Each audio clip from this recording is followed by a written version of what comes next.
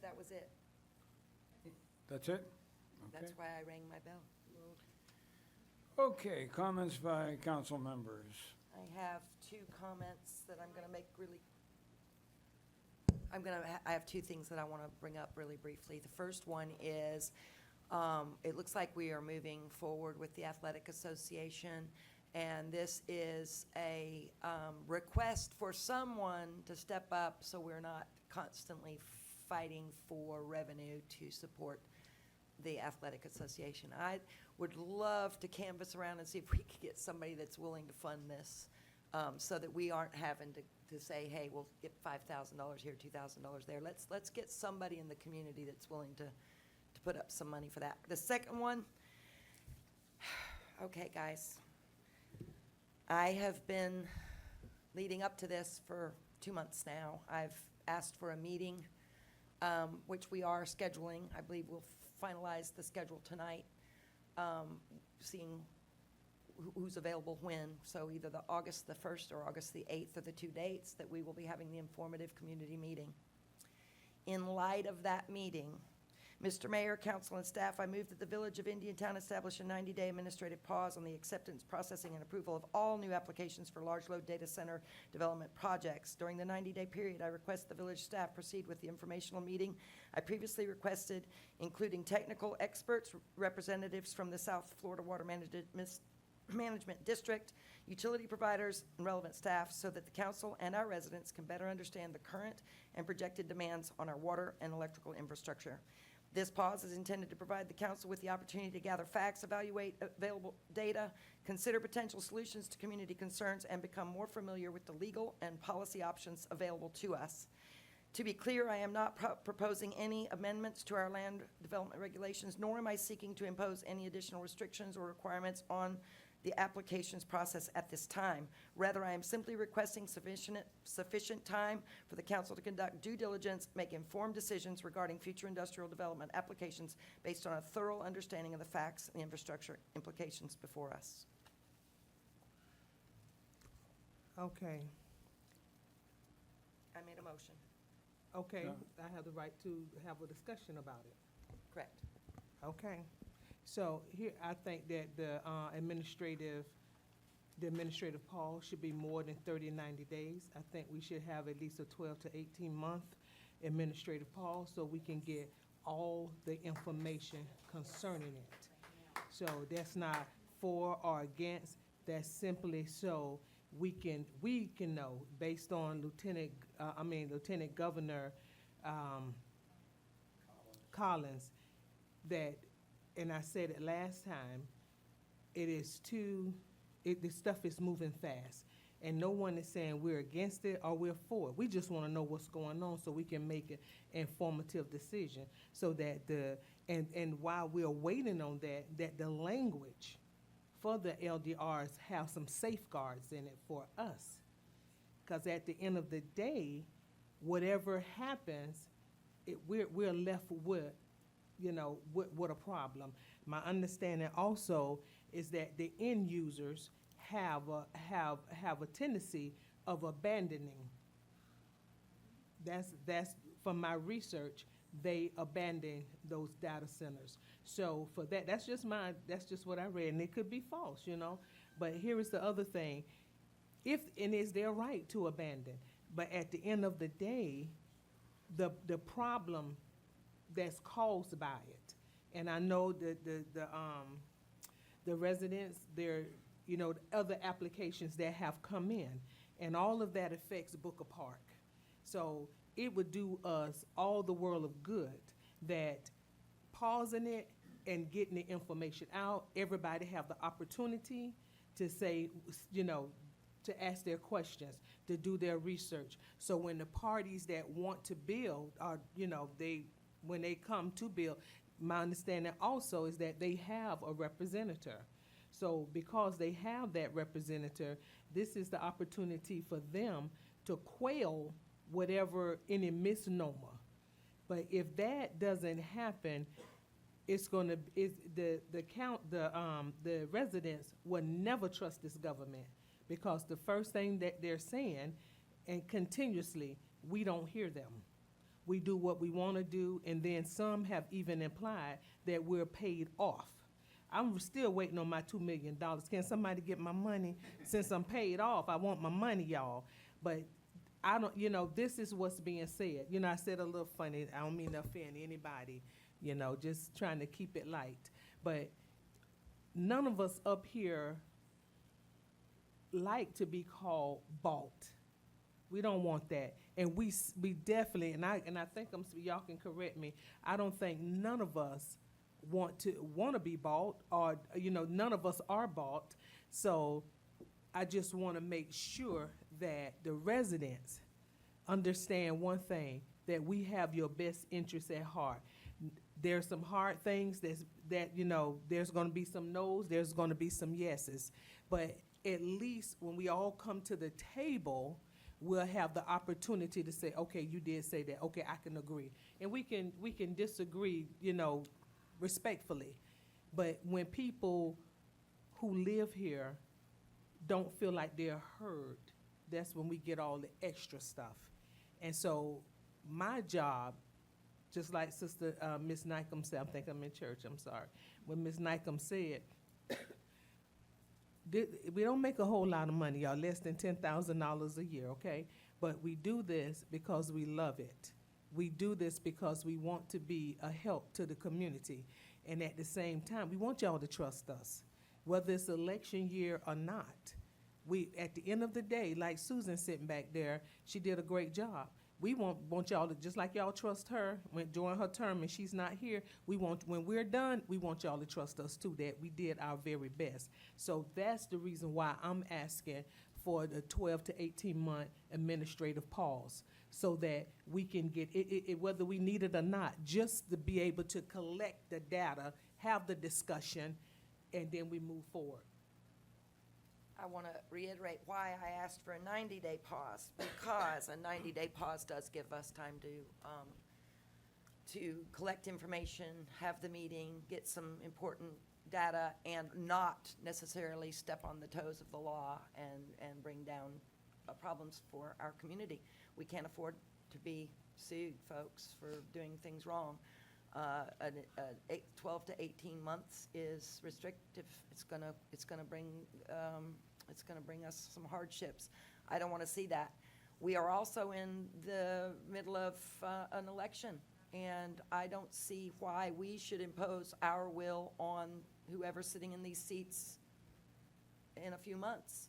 I think that we should vote for a stop until we can get whoever's here seated. They can get familiar with the actual facts and what's actually going on, and then they make that choice. I don't feel like we're in a position during this time of being reelected to make something that long-term. That is exactly why I actually made a motion instead of just giving an opinion. I made a motion, and that's what I guess what we're gonna have to talk about, and then if you wanna make an actual motion after we discuss mine, you can do that. Okay. Anybody else? Karen, repeat your motion again. I would like to establish a 90-day administrative pause on acceptance, processing, and approval on all new applications for large load data centers development projects.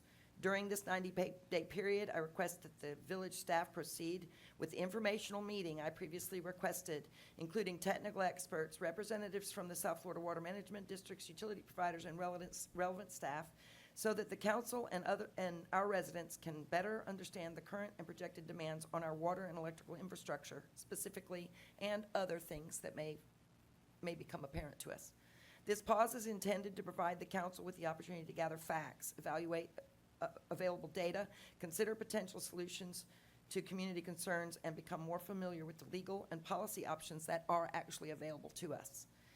To be clear, I am not proposing any amendment to our land development regulations, nor am I seeking to impose any additional restrictions or requirements on the application process at this time. Rather, I am simply requesting sufficient time for the council to conduct due diligence, make informed decisions regarding future industrial development applications based on thorough understanding of the facts, infrastructure implications before us. I feel like this gives us the opportunity to let the community decide who they want to be sitting here making these decisions. It also gives a little time for whoever is sitting here making these decisions not to have to jump and make a decision on an application that they're not prepared for. Anybody else? Wade, can you chime in on this? You are our attorney. As I've commented to the council and to the public a number of times before the last very many months, it's my legal opinion that such an administrative pause, whether it's 90 days or 12 months or what have you, would be a violation of the relevant provision of Senate Bill 180, which we have discussed at length previously. I don't want to be a broken record and go through every single piece again. My legal opinion on that matter remains unchanged. I do recognize, because I know I heard it on the news, and I'm sure around here, that not just some jurisdictions up in the Panhandle, but jurisdictions closer to here are now proposing such things. That happens in heavily contested and controversial times. Nevertheless, my legal opinion remains the same, that imposing such an administrative pause would be a violation of Senate Bill 180. And again, as I've discussed previously, it would be a violation of Senate Bill 180, notwithstanding the recent adoption of Senate Bill 484 relating to data centers, as we've also discussed. One last piece of information I would actually add on that I only had a chance to see, even as I sat down here, didn't see it until after the meeting had started, utterly unprompted by me. I happened to have received an email from late this afternoon as I was driving, I guess, from a development attorney, a land use attorney, who has represented multiple developers, and as I understand it, does represent multiple developers within the village, emailing me precisely about this matter, and in very simple terms, advising me that SB 180 would prohibit anything along the lines of a regulation that would in any way inhibit the processing of applications for development. So I just want to put that out there. Very important point to keep in mind about the kind of wild language in SB 180.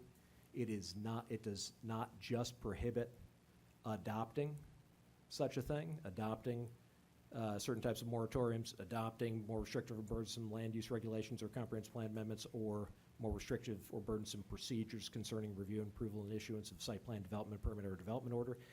It is not just adopting it, it's actually proposing it. All right? Kind of wild, I recognize that. I can only speculate, but I would offer to you that for a proposal to proceed to something that would crystallize in a written form that would be adopted by direction of the council, I have to give you the best advice I can, and I would speculate that we would see a lawsuit against the village very possibly before any such thing was even adopted. So I just want to put those things out there to you concerning that. So it would not be long and drug out. It would be coming at the village very quickly and eminently. So Well, in my other prediction. words, in Yes, other sir. words, putting anything on it would be against 180. That's correct, I believe so. Okay. Now, as to the landowner that wants to build something, no matter what it is, if we are stopping them from building, they have every right to sue us, correct? That's exactly right. Okay. So as a village, we can't afford that. I'm sure Mike will bring it up in his budget that we don't have any money to pay a lawyer for a lawsuit. I've given you all my best advice as to that. Okay. Now, there's two pieces in particular that are heavy industrial. Could you put a chemical plant on that property? You're talking about heavy industrial generally within the Our village? two heavy industrial lots that we have Yeah, within the chemical village plant boundaries. As a permitted use, as I Could- as I could- recall, Could Dow Chemicals come in here and say, we're gonna put a chemical plant in there? to the best of my recollection, I think so, yes. Okay, could a steel mill come in and say, we're gonna put another steel mill in there? Yes. I believe so, Okay. yes. Can a data center come in and say, we're gonna put a data center in? It's a permitted use. It's Okay, permitted use. so it's permitted use. So basically, what we're doing is we're trying to go against the legislature and say to the legislature, we don't care about your House bill. The same legislature that's given us over $120 million, and we're asking for more. We're not West Palm Beach. We're living on those grants. If the village of Indiantown, the residents, had to pay the $120 million that we've received, they would never have water. It'd be 100 years before they had clean water. You're right. I'm right? You're right. You're absolutely right. Okay.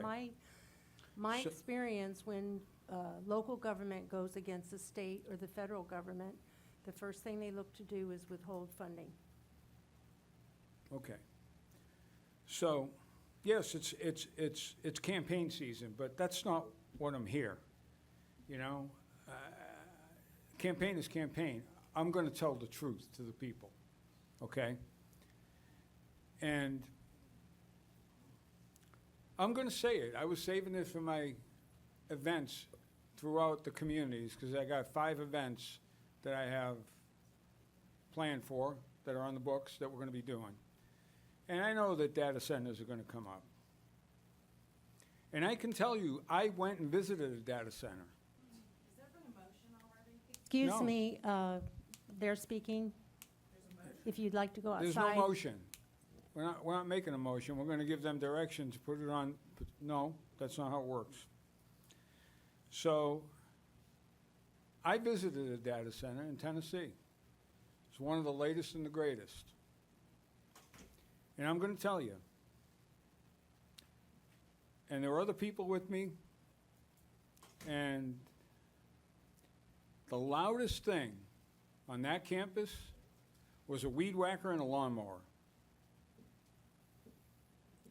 When we got into the data center, we went into a conference room. There was no buzzing, there was no noise, there was no nothing. We were just talking just like regular talking. And I got to talk to one of the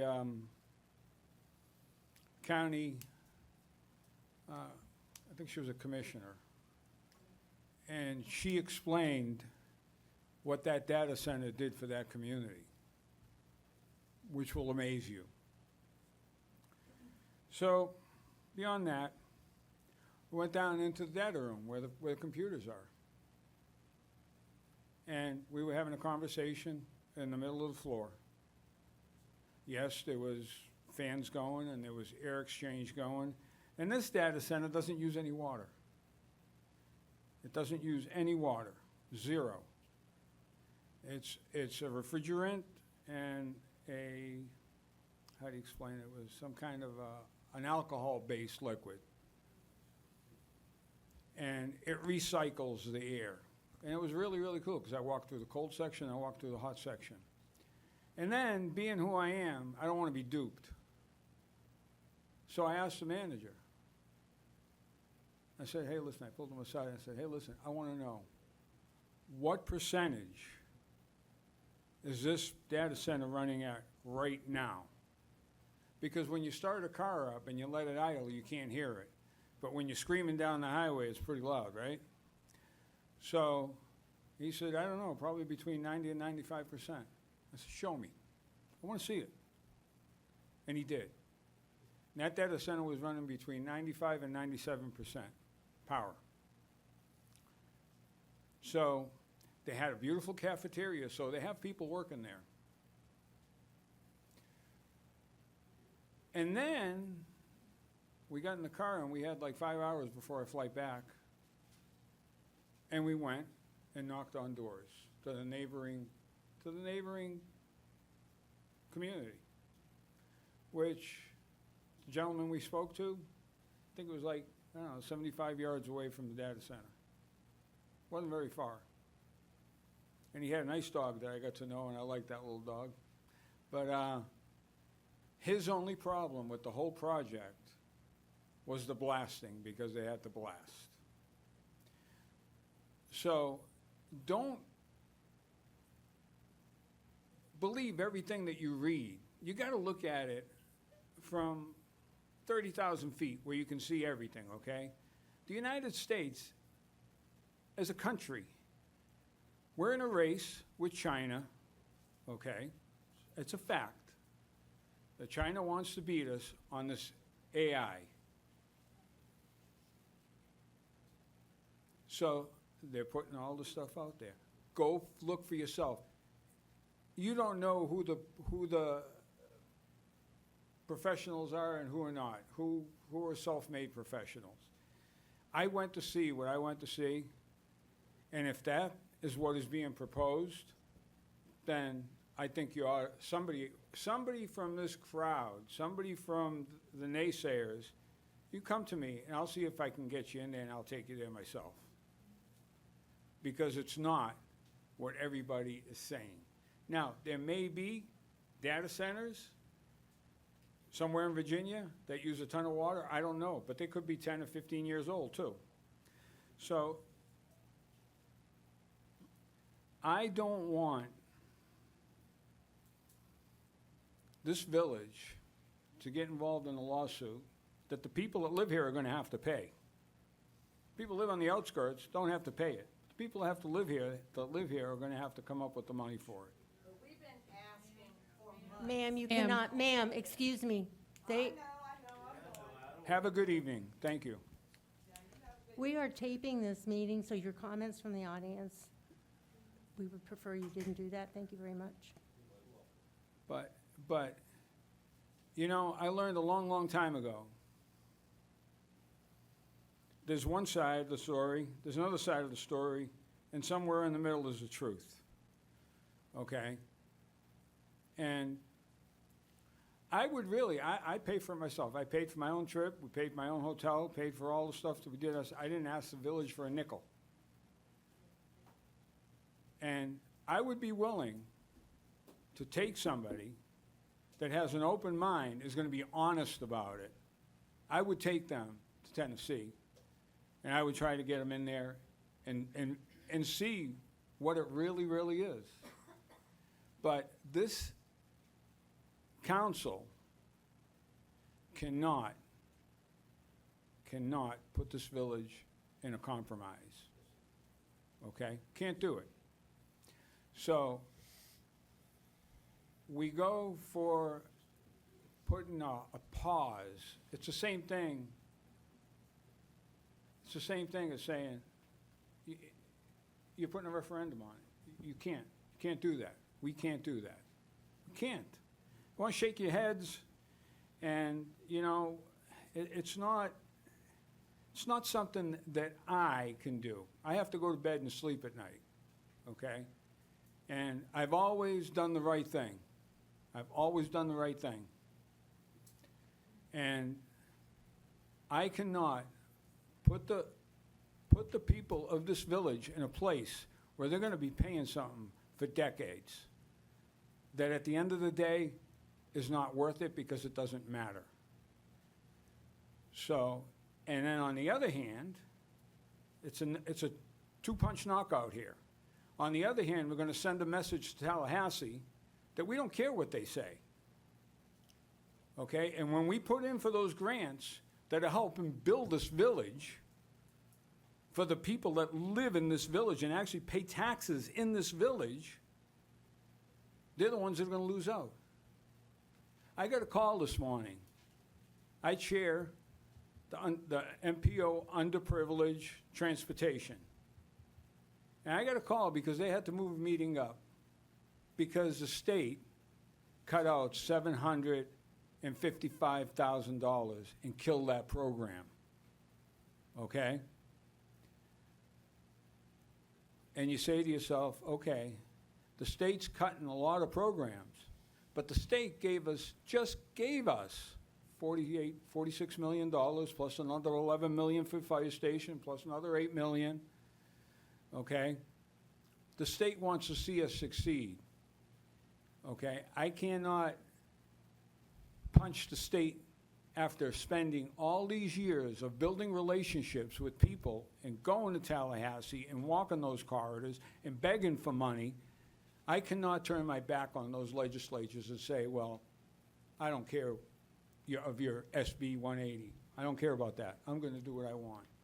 So I'm totally against this, and I've thought about it. I've thought about the citizens of the village.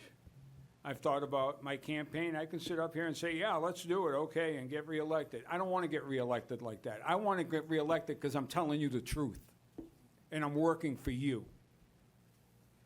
The residents, the people that live within the village of Indiantown. So I'm not going to buy all that it's an election year and all that. I'm not going to buy it. The right thing to do for the village of Indiantown is nothing. Okay, the people have a right to build on their land. It's heavy industrial, okay? And don't blame this council, because this council did not do this. Don't blame this council for the LDRs, because this council did not make those LDRs up, okay? Blame your first mayor, blame your first council, because they're the ones that adopted what we have right now. And this village has been so busy doing what they're doing every day. I walk into this office and we're understaffed, underpaid, and working hard. And I see that every day I walk in here, and every day I'm out in the street, I see those guys in 104-degree weather out there digging holes trying to find leaks. So that's the truth. And if I am running again, I want to win on the truth. I don't want to win because I lied to you. And that's the best you can do. And I suggest to our council that this be tabled and that be the end of it. Before you table it, we're having a meeting, right? Community meeting? Yes, I sent an email asking for your preference on a date of either August the 1st or August the 8th. Let's set up a date. Let's Yeah. have a town hall. Let's have experts, real experts, That's what was requested. I don't care if it's pro or con, they all need to be here. Yes, And people need to be able to ask what they want to ask. The best thing we can do, I'm gonna beg to differ with you. The best thing we can do for our citizens is listen to them and give them facts. yes, ma'am. I don't have the facts, but there are experts who do, and we need that. And I've been talking to them that's why I need to get a date, August so I can circle back around and secure them to be here. Because you're asking to do it on a Saturday, it would be out of their willingness to work with us to be here, so. Okay, I can do any day, just tell me what day. Me too. Either well, First or the 8th, whatever okay, works for everybody. whatever you want, the 8th, okay. Okay. I want to clarify that I didn't put this in because I'm running for office for my seat. I put this in because I thought it made sense for us not to have the pressures of applications during this time, and for applications to be sitting on brand-new council members' desks if we are not reelected for some reason, that have no experience making these decisions. I felt like it would give like a month and a half for them to catch up and become familiar with. I am not trying to slap the face of the governor. I couldn't say I appreciate them more, or any of our landowners. I would just, because of the timing, like to see us not having things coming on our desks during this time. And then if we aren't reelected, I'm not going to assume that I'm going to get reelected. If we aren't reelected, I don't think the first thing that the new council does should be decide on a data center without any information. I simply wanted a very brief, 90 days flies by, we only have 40 days till the election. I simply wanted a very brief pause that I was hoping that the governor wouldn't notice with all the chaos going on, and it wouldn't get us in any trouble. that we could just get the information, because now the meeting's gonna be moved back to August the 8th. The election is the 18th. The last thing that should happen is for new people who are running, if they are placed into office, to actually have something on their desk to make a decision about without the information they need. So that, I was thinking that not doing something that's gonna create a huge issue, but just give us just a bit of breathing room during this really difficult time until we can get the facts out. I'm hoping that the people running for office against us will be at these meetings and be able to get some information. But I really, for me personally, if I were running and I had not sat in this seat, I would not want that decision my first meeting. I really wouldn't. And I'm thinking that for the good of the community, them not having to make that decision on their first or second meeting is logical. So that was all I was doing. I appreciate everything the governor has done. I appreciate everything that you're saying. I appreciate that you're willing to put that hard truth out there, and I agree with you that it's a hard truth to do. My point in this was just to get our ducks in a row, and not have the burden of an application be the first thing new people look at. To be quite honest with you, I don't want the first thing I look at after the election, if I do get reelected, to be this decision. I want a little bit of room to get back in, figure out who the new mayor's gonna be, figure out what we're doing, regroup, and decide, you know, be ready for what's on our table. That's why I propose this. I appreciate Mr. Voss. I knew exactly what he was going to say. He is 100% correct. But I was kind of hoping that the people that are out there, the landowners, might understand that this is a logical move to make, just to give us the opportunity. And any of you landowners out there listening, this is to give us an opportunity to regroup, settle in, and make informed decisions. My motion stands. If anybody wants to second, fine. If not, you can all vote no, and that's fine as well. But I felt on my heart that I needed to try to get some sort of a level ground for us to play from. And that's why I made this. You're gonna elect me on what I've done here, or you're not. This isn't gonna make the difference for anybody, but it might make the difference for the overall benefit of the council and the people. I would just like to, if I may please, having experienced lawsuits myself in my previous career, I think the fact that Mr. Vos has been put on notice, if you will, that does put us in a pretty compromised situation. Yes. Okay. And you know, it's, in my previous career, the first day I put that uniform on and I walked out of my house, said to myself, this might be the day I have to take somebody's life, or this might be the day that somebody takes my life. But it didn't stop me from going to work. It didn't stop me. When the guy tried to kill me out there in Port Mayaca, and we have a former captain right here in the room, I didn't stop fighting. I kept fighting. I kept fighting. I knew, and I said to myself, if I'm gonna die today, well, I'm good with that, but he's coming with me.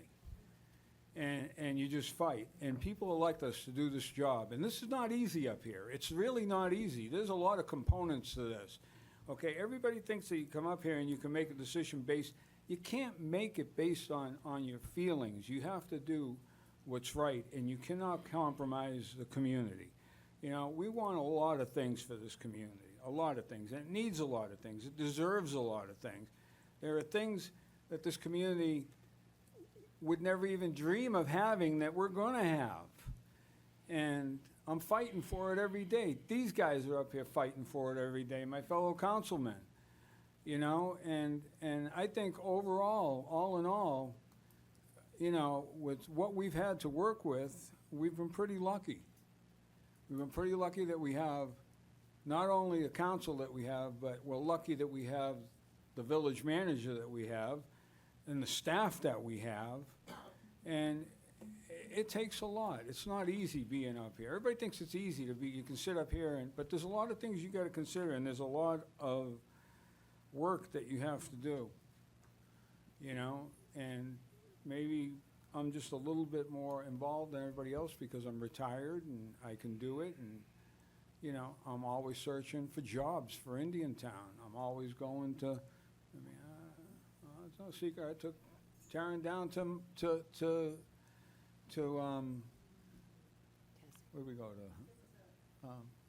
It was a manufacturing Miami, company that makes these air vent. No, I know what they make, but Yeah. we were, I don't remember their name. I don't, yeah, but no, air methods, but they make, specialty AC grates for hospitals, schools, and high-rises. There's 140 jobs there. We went down there and visited, talked to them, and the following week they came up here, and David and I gave them a tour of Indiantown, and I think they're gonna come. Last conversation with them that I had, they were gonna come. So there's 140 jobs. They're not high-paying jobs, but they're not minimum wage jobs either.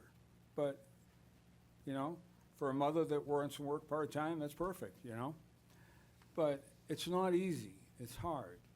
And I want so much, after all these years, we have an opportunity to really improve the quality of life for people out here. And that's what this is all about. That's what I'm looking for. That's what I want to do. Different people have different ways of getting there. Maybe my way isn't the same way your way would be, but we got to watch out for the village, and we got to listen to our attorney, because if not, bad things are going to happen, and we can't afford to have those bad things happen. So I'll leave it at that, and I move that we just table this discussion and move on. We have a motion. It's dead. Excuse me? It's dead, because all the conversation. No, it's not. We have a motion on We the don't- floor. Is there a second? Okay, motion fails for lack of a second. Okay.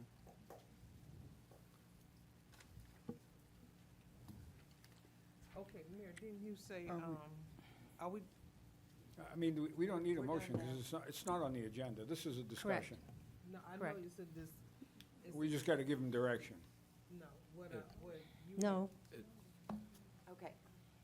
Listen to LaRonda, she's trying to say. Go ahead, Wade. Yeah, thank you so much. Mayor, so Councilmember Onsager made a motion. Y'all did have discussion on it, but ultimately, when put to it by the clerk, there was no second, so the motion fails, so the matter is at an end right now. There's Okay. nothing on the floor. All right. Are we still, comments by council? Excuse me? Comments by council? Are we still there? Or where are we? We're still there. All right.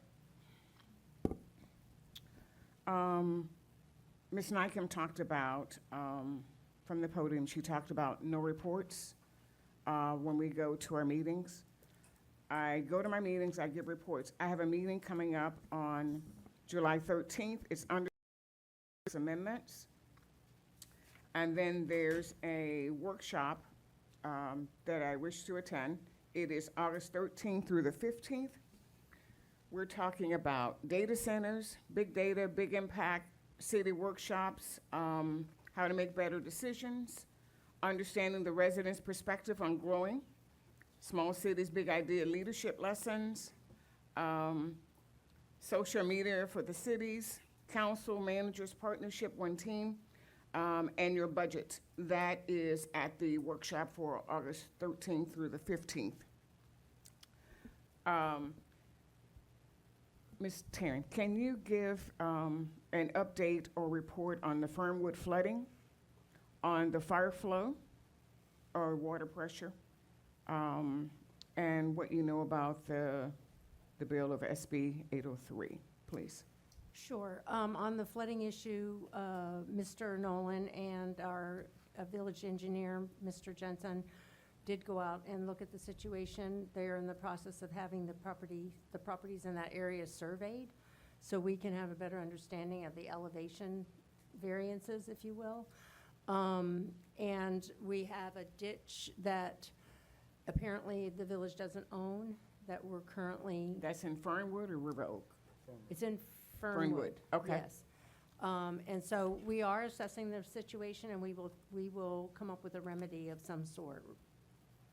Okay, And so, then on Senate Bill, you want me to go ahead? yes, On please. Senate Bill 380, I had alluded to that at the last meeting when 803, we were talking about the water softeners and permits and what we could permit and what we can't permit.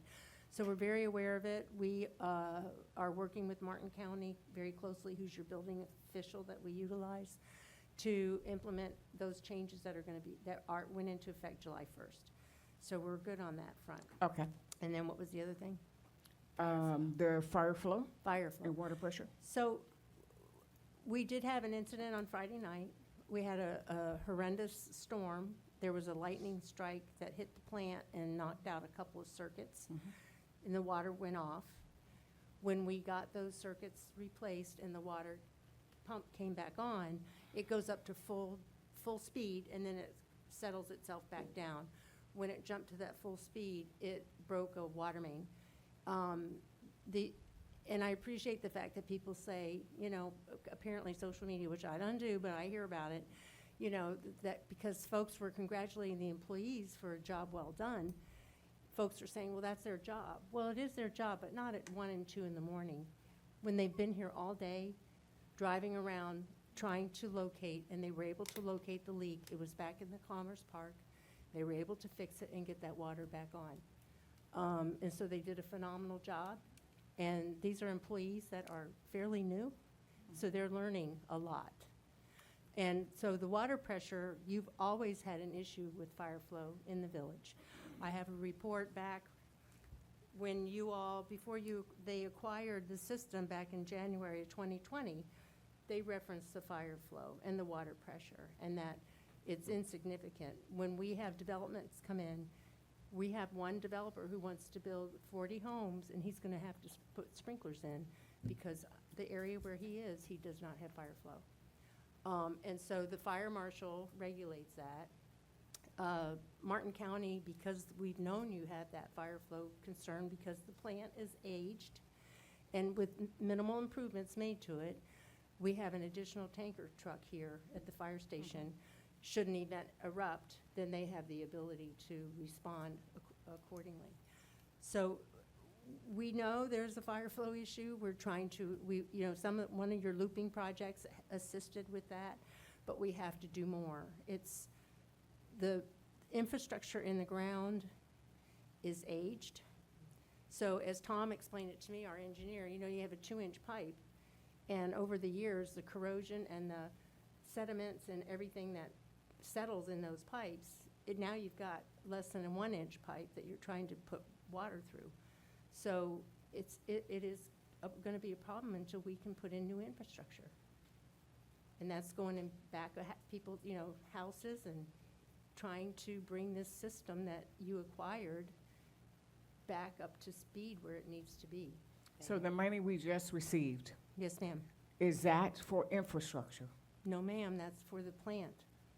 Going into this, they estimated that plant was going to be around 60 million. The latest construction plans that we've gotten is higher than that. And so we have let the state know that the monies we received so far, which were fantastic, weren't adequate. The money you're going to need probably for the infrastructure is going to be a $50 million project. So we're not done asking for money. We're going to have to continue to look at ways that we can bring this system up to 2026. So we're gonna have a new system with old infrastructure, Yes, ma'am. trying to push water through it. And that's going to be, if the pressure increases, you're going to have A problem. spigots everywhere. And we know that. So, we're not going into this with our eyes closed. We're very aware. But, and we're fortunate to have the team that we have here. So we're going to keep pushing forward. We got to get that infrastructure. My desire is, and Pat, I've already talked to Mr. Nolan about this, is to start focusing on a neighborhood. So once we know that we have the funding, you can go in, you can do the roads, the drainage, the sidewalks, the utilities, all that, and revitalize One that neighborhood at a neighborhood. time. Yes. That would be my goal. if we can find the funding. We'll find it. I have some questions, but I'll yield to Angelina. I have 2 comments. My first comment, I just want to thank the staff. I know, and communication for letting us know what was happening. Yeah. The storm was really bad. Mhm. And second, with the recent accidents in our community, as everybody knows, we had 2 deceased on 609. I would like to request that the sheriff's office provide quarterly public safety updates, just so that residents are aware, or even email, like a blast, in, if possible, in Spanish as well. Yeah, I can tell you that we met, Mr. Nolan met not too long ago with the sheriff's office about enforcement on 710 particularly.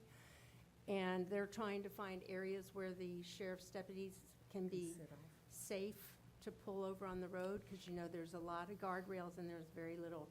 So they are, DOT was Well, brought in as well. MPO is identifying spots where they're gonna make cutouts on the right-hand side of the road so that for law enforcement or any broken-down vehicles can pull in there. Right, and that was So part that's- of that. That's in the works. That meeting, they were not aware that that was a concern of the Yeah. sheriff's office. So yes, I will reach out to the sheriff's office and have them do quarterly reporting, just like you. We have fire rescue, which we've got them lined up. They kind of fell off our calendar for a while. Yeah, just so we know, I had a resident ask me, so, Sure. thank you. Okay, I got a couple of questions. The agenda items for council and community, those supposed to go out the Monday? When do they go out? Because I've had a lot of residents say they couldn't find the agenda on the, village website, or things were changed. LaRonda, would you? So, no, I had conversation with the resident who inquired about the agenda not being published, and she was looking in a different place, Oh. not where agendas and minutes are published. So that was, and there was a spot on the homepage that had a calendar, but the calendar does not have the agendas and minutes on it, because our agenda and minutes system is a different program from our website. So our website is run by Civic Plus. Our agendas and minutes are run by Granicus. So the two, it doesn't sync on our calendar. Okay. So the agenda as was published, it was published on Thursday of Thursday. last week because Friday was a holiday. Well, Okay. observed as a holiday. Thank you for that clarity. Question 2 comes with 3 parts. Was the PZAB board, was the PZAB appointment eligibility changed? So can you clarify? No, the resident eligibility has always been what council was a year prior to appointment. So that's always been.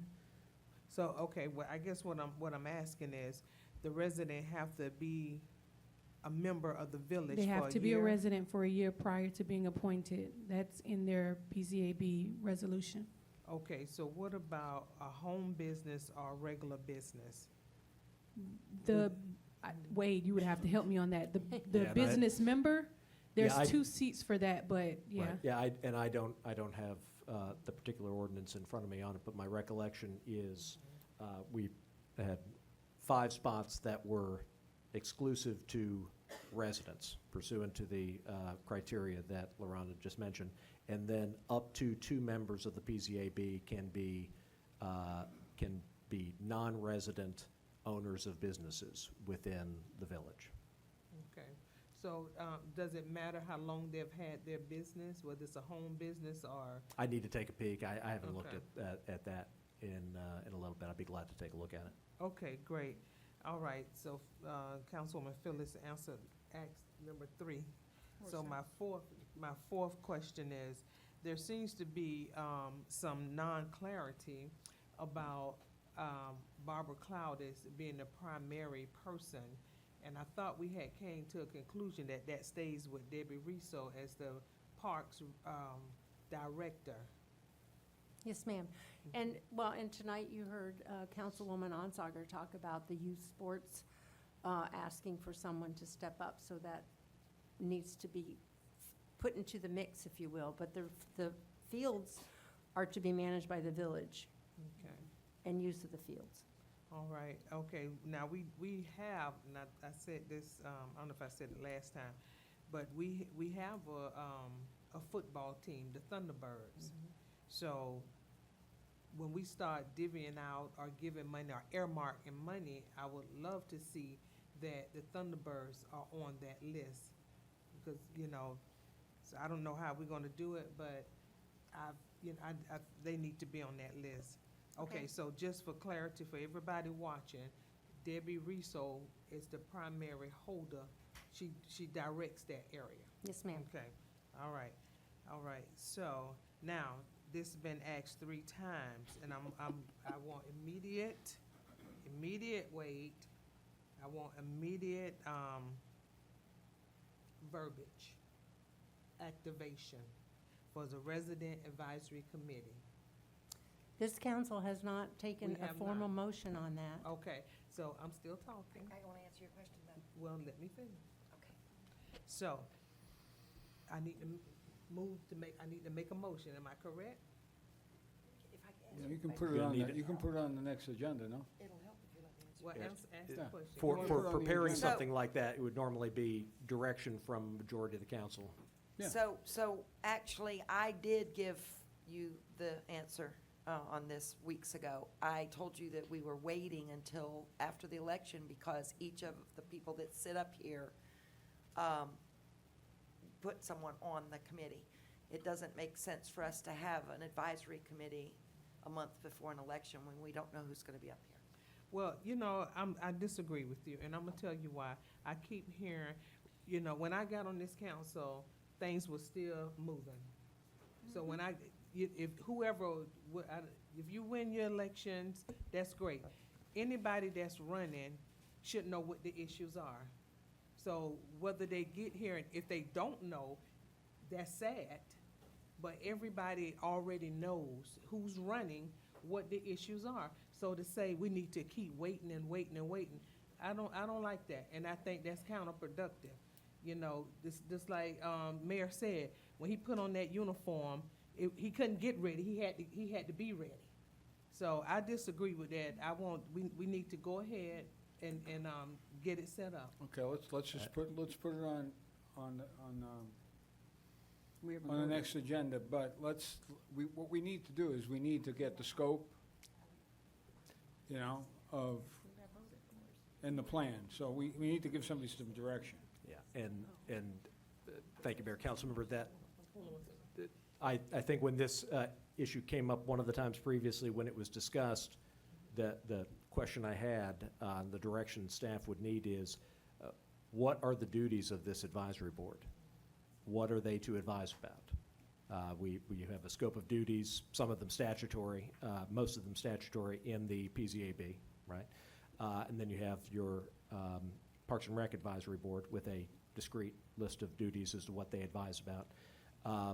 This contemplated Resident Advisory Board, we would need, what does it advise on? Because I just offer, as I mentioned before, and I think we got a little bit further clarification, prior to the incorporation of the village, such a thing existed.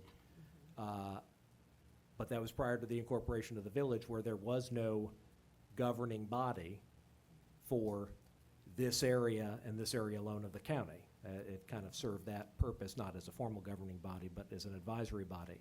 So we would need some understanding of what that is, because the role would be substantially different than what it was prior to the incorporation of the village. Am I wrong in saying they would be governed by sunshine?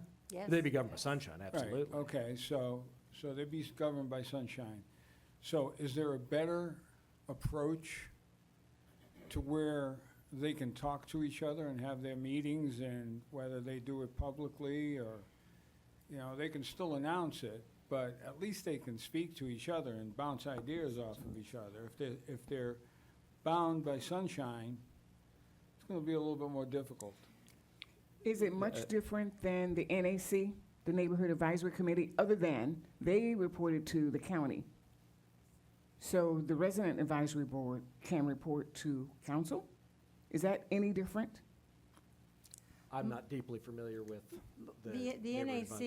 NAC, you're correct. The county had 7 CRAs within the Martin County, and they all had an NAC. And the board changed the structure from the Board of County Commissioners being the CRA to having the chair of each of the NACs then take on that role.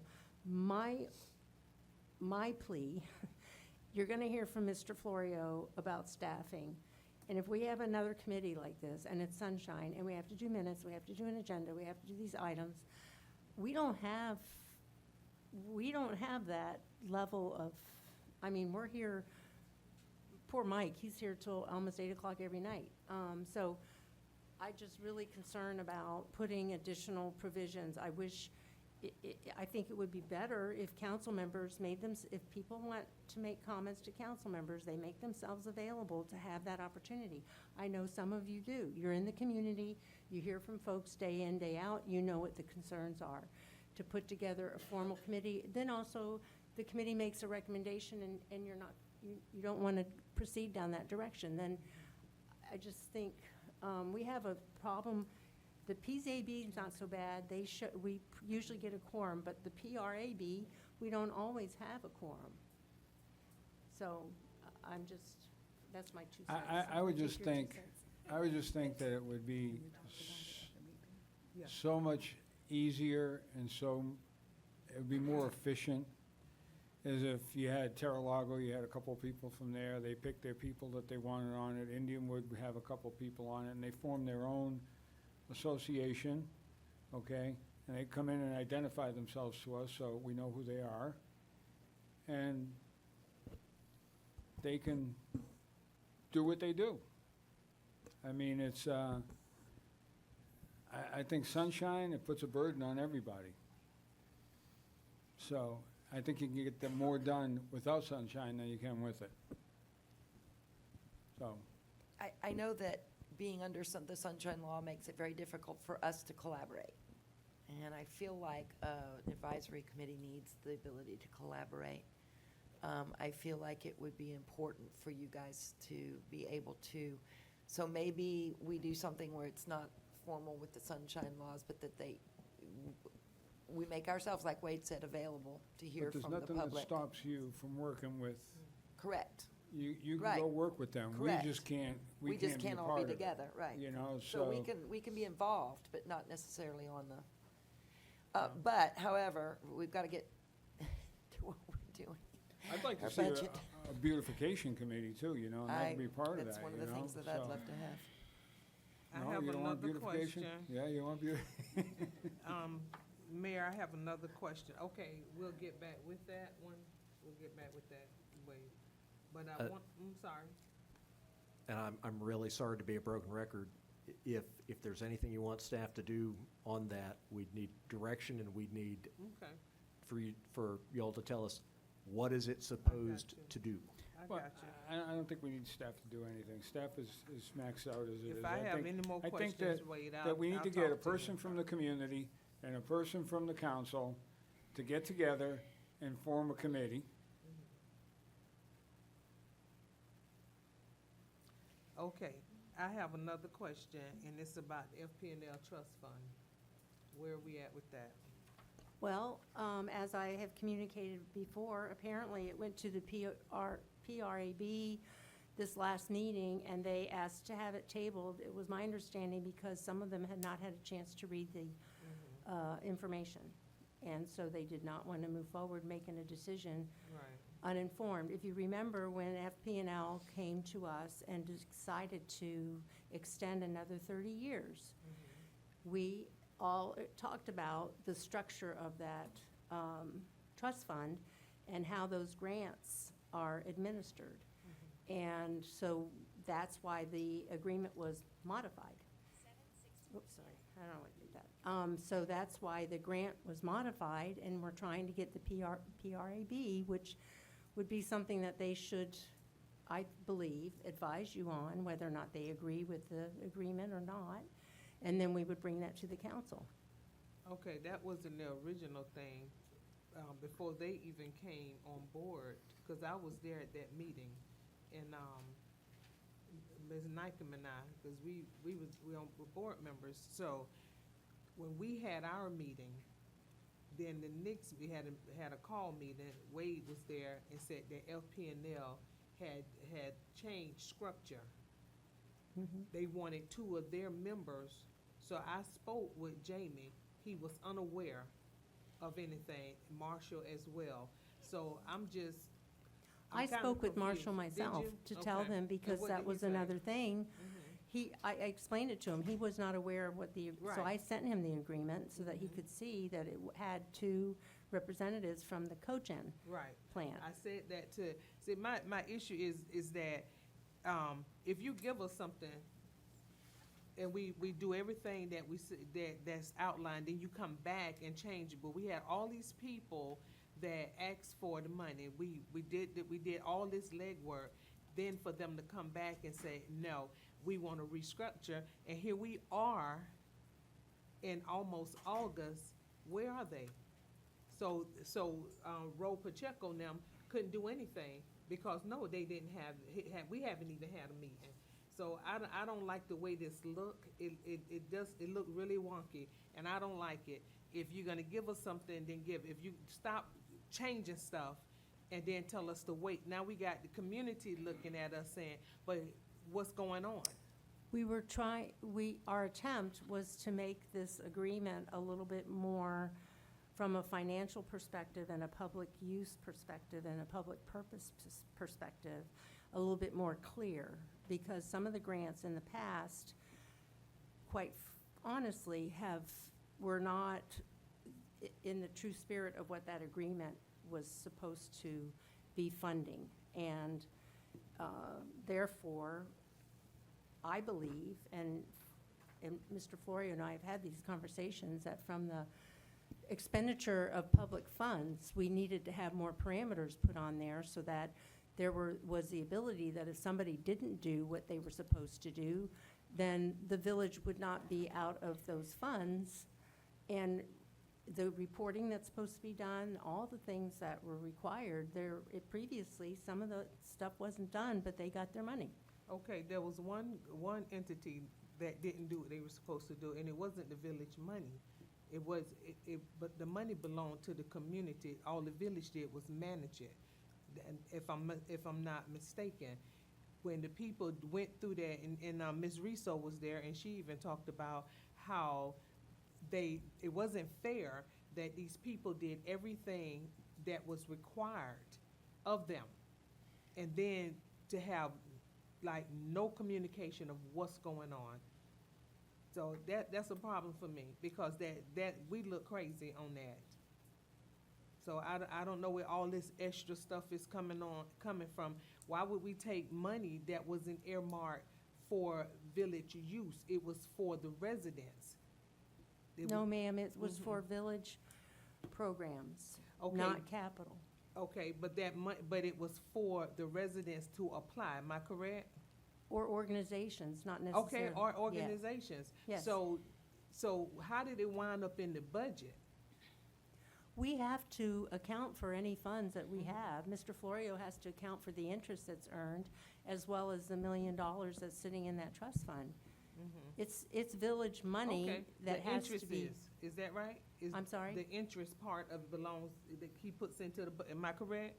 So the rest of it should have been for the people that apply for the grant. What I'm saying, Tamara, is this right here. It does not look good for a board to allocate money, given directions, right? And then that entity come back and change it, and nobody still don't know what's going on. Well, my financial background, I believe it doesn't look right for us to give funding to entities that are not able to demonstrate that they're utilizing it in the way that it's to be utilized have- as a public purpose. Okay, it was one group, and then they gave that money back. From my understanding. You're the money was incorrect. I'd be collected. happy to do an agenda item Okay, so we don't have to debate Yeah, this tonight. let's move on. We've got to get to our. Okay, You got let me, anything let me, else? excuse me, let me say this. Don't cut me off, okay, because that's very disrespectful. I have a question. I want answers. You can't just keep cutting people off because I'm ready to go, I'm ready to go. We never get to discuss anything. You know, Tamara, if I offended you, please forgive me, because you know that's not what I intended to do. I have a question because the questions was asked of me. No, I So, appreciate that. Thank you, I appreciate that, but I don't want this board to constantly keep cutting me off. Don't dismiss what I have to say, because that's how the residents feel. That every time they say something, they're cut off. Don't do that, let me finish, because everybody up here take their time, they have 10, 15 minutes, the residents get 3. Everybody have 10, 15 minutes to say whatever they want to say. And then when I say something, this Okay. is a consistent thing. Like now, you're cutting me off, I don't like it. Thank you.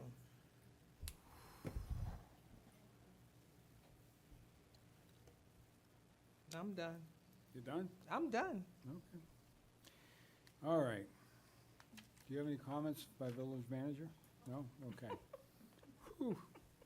Approval of agenda, do I have a motion?